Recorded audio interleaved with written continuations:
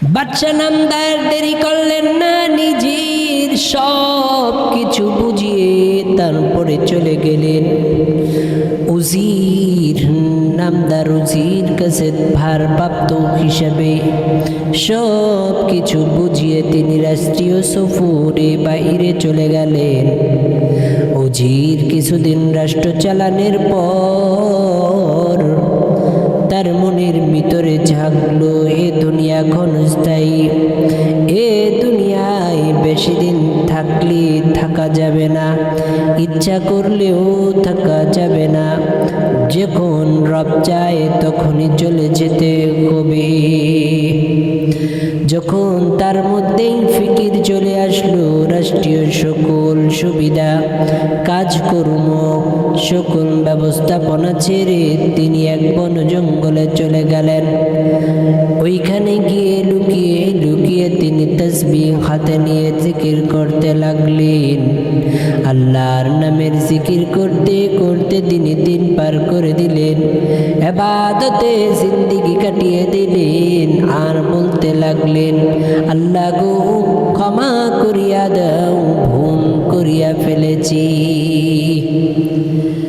এই কথার দরুন নিজের ঈমানটা আরো পরিপূর্ণ হতে লাগলো। নিজে সুন্দর করে ইবাদতে দিন রাত কাটিয়ে দিচ্ছে।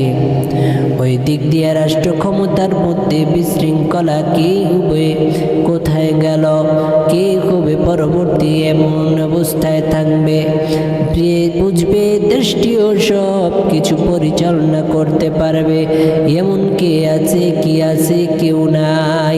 রাষ্ট্রের সবাই সব প্রধানগুলো, আইনের লোকগুলো, পুলিশ র্যাব বিডিআর সবাই সেই উজির নামদার উজিরকে ডাকতে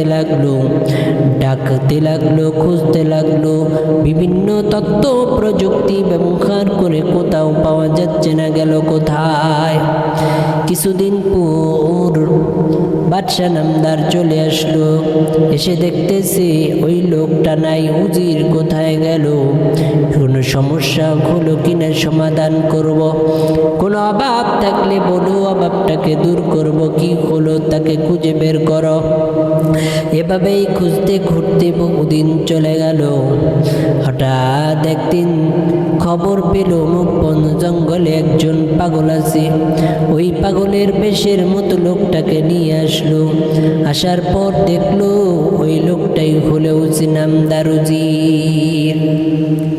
বাদশাহ তাকে সুন্দর করে সেবা শুশ্রূষার পরে জিজ্ঞাসা করলো, ও উজির সাহেব, বলো তুমি কোন কারণে আমার সব ব্যবস্থাপনাটাকে অব্যাহতি দিয়ে নিজের অবস্থার মধ্যে চলতে লাগলা, নিজে নিজে এক পাগলের বেশ ধরলা। কি লাভ এই বেশের ভিতরে, কি লাভ পেইলা, কি সুখ পাইলা বলো। উজির কোনো কথা বলে না, জিকিরে মশগুল, সব সময় তিনি জিকির করতে লাগলেন। বাদশা নামদার আবার জিজ্ঞেস করে, তুমি কি পাইলা, দুনিয়া পাইলা না কিরাত পাইলা? উজির বলতেছ, বাদশা নামদার, আপনি আমাকে অনেক সুযোগ দিয়েছেন, শুকরিয়া। আপনি আমাকে অনেক কথাবার্তা বলার সুযোগ দিয়েছেন, শুকরিয়া। ও বাদশা নামদার, আপনি আমাকে গাড়ি বাড়ি কত কিছু দিয়েছেন, শুকরিয়া।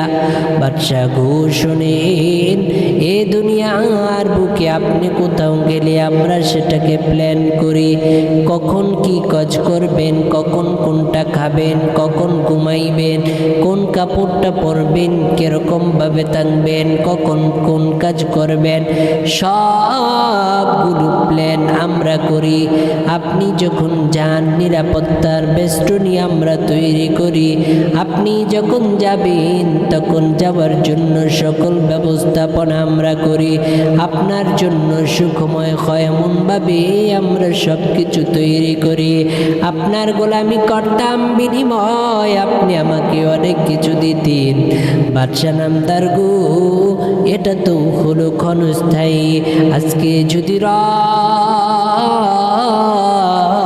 আমাদের আমাদেরকে ইশারা দেয়, সাথে সাথে কয়েক মিনিটের মধ্যে গাট্টি খুন করে দুনিয়া ত্যাগ করে 3টি কাপড় নিয়ে কিছু সময় কান্নাকাটি করবে, অন্ধকার কবরে রেখে আসবে। আমার পরকালে কি হবে রে মালিক, কি হবে আমি বুঝতে পারি না। তাই তো আমি ক্ষমার দৃষ্টিতে চাই, আপনার দরবার থেকে আমি ক্ষমা চাই। বাদশাহ নামদান জিজ্ঞেস করে, এটা তো দিলাম, ক্ষমা করলাম, তুমি ছাড়লা, কিন্তু তুমি যে বেশভূষায় তুমি কি পাইলা? ও নামদার বাদশাহ শুনেন, আপনি যখন নাকি আমাকে এমনভাবে সুযোগ সুবিধা দেন, আপনার গোলামি করতাম, কিন্তু এমন আজকে আপনি বাদশাহ, আমি হলাম গোলাম, আমি সব কিছু সুন্দর করে আপনার জন্য করতাম, আপনি বাদশাহ, কিন্তু এমন এক বাদশার দরবারের আমি লোক হলাম, এমন এক দরবারের অন্তর্ভুক্ত হলাম যেই বাদশা নিজে খায় না, আমাকে খাওয়ানোর জন্য ব্যবস্থা তৈরি করে। এমন একটা বাদশার গোলামি করি, যিনি ঘুমান না, আমাকে ঘুমিয়ে ঘুমিয়ে পাহারা দেন। এমন এক বাদশার গোলামি করি, যিনি নাকি দুনিয়া কন্ট্রোল করে। এমন এক বাদশার গোলামি করি আমি, সুখময় সুখ দেন দাতা তিনি। এমন এক বাদশার গোলামি করি, যেই বাদশাহ আমাকে সুন্দর করে আমার সুস্বাস্থ্য নেক আয়াত দেয়। এমন একটা বাদশার গোলামি করি, যিনি আমাকে জীবন দান করেছে। এমন এক বাদশার গোলামি করি, যিনি আমাকে মৃত্যু দিবেন। এমন এক বাদশাকে গোলামি করি, যিনি আমাকে সব কিছুর বেষ্টনীতে রাখেন, নিরাপত্তার বেষ্টনী রাখেন, খাবার দাবার সুস্বাদু দেন, সুন্দর করে আমার ব্যবস্থা করে দেন। আমি যখন কোথাও ঘুমাই, কোন পোকামাকড় আসবার আগে আল্লাহ তাআলা সেটাকে আমার সেফটির বেষ্টনীতে নেন। আপনিও বাদশাহ, তিনিও বাদশাহ, তিনি হলেন আজীবন থাকবেন, আপনি হলেন ক্ষণস্থায়ী বাদশাহ।